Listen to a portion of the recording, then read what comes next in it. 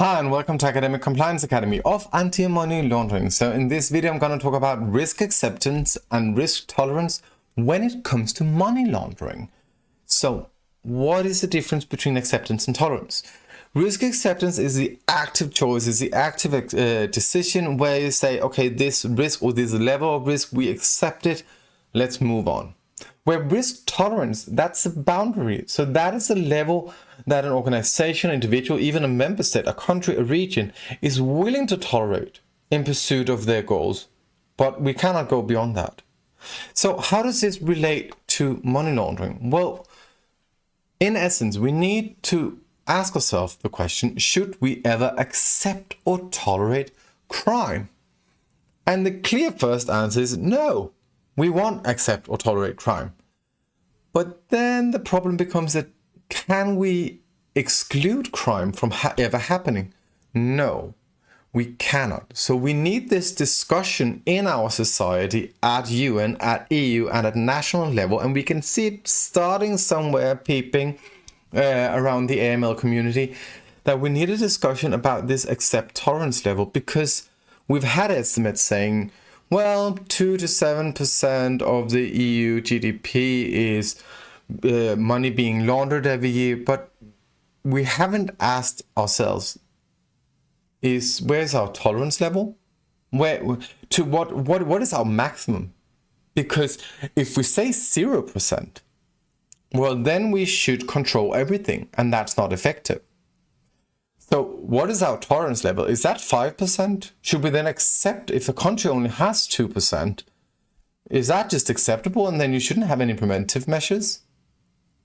This discussion is something that we haven't seen yet. And what we need to do is to address this. Because when we look at the risk-based regulation and look at acceptance and tolerance, these are you cannot talk about risk-based regulation in a field without talking about risk management, risk-based approach. And in that approach, we need to understand that there is an acceptance level, there is a tolerance level, there is nothing called zero risk. And we cannot fight crime down to 0%. It is utopia, it's unrealistic, plus something might be illegal here that is legal somewhere else in the world. So when is something a crime? When we look at risk-based regulation, we have these three different types, which is societal risk, private entity risk, and systemic risk.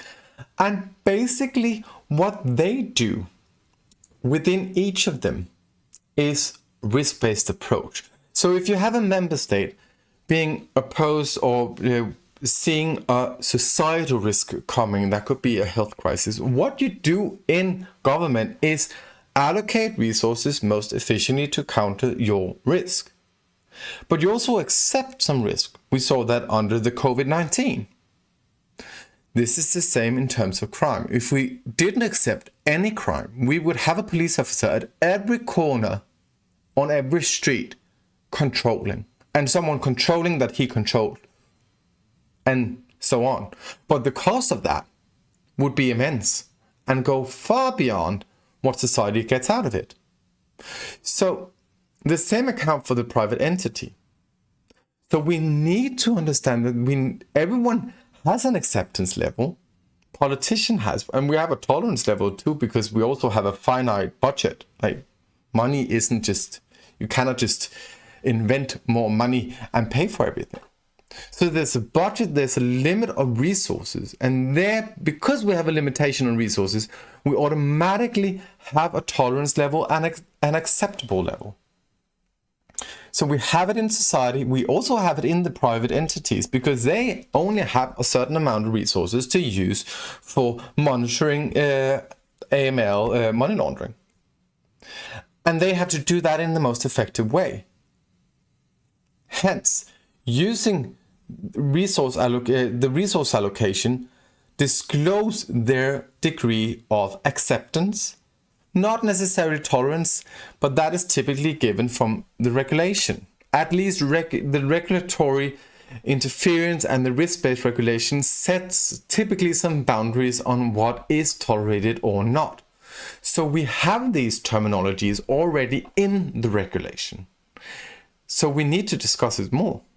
And when it comes to money laundering, it is essential when we talk about the systemic risk, where it's both private and public, where they need to collaborate also between member states, between regions, between jurisdictions.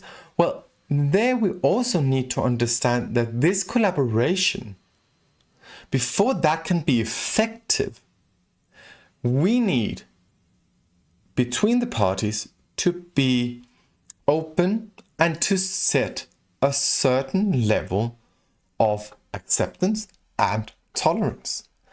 And that we haven't seen.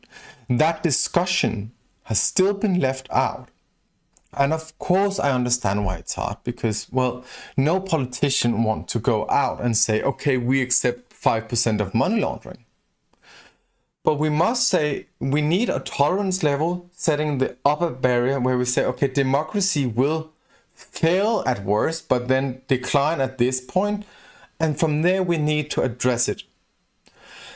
So when we talk about all of this, we need to understand that this public-private approach, when we have systemic risk between member states, everything, we need to agree on a certain level.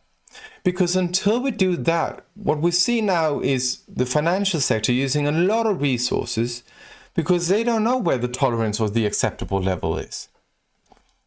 The system only works in effective resource allocation if we agree on the tolerance level and the acceptable level. And this demands that we share this between public and private parties. Because essentially, we're setting the boundaries of the law. Law enforcement is always set in terms of tolerance and acceptance. You can drive somewhere in the streets without getting a fine, even if you drive too fast. And that is set on a resource allocation, depending on acceptance and tolerance. And this is what we lack. But of course, again, we need some daring politicians to go out and say, well, we must accept that crime is a part of society. So this was just a video on the critical discussion that we need to have sooner than later about setting a risk acceptance and especially a risk tolerance level in terms of money laundering at the UN level, at the EU level, at member state level, to do the collaborative thinking where we can say, okay, we will go to this step and not beyond. Because before we can acknowledge that we can set these boundaries, we don't see an effective resource allocation, hence effective risk management. So stay tuned, subscribe to this channel, and let's talk much more about money laundering.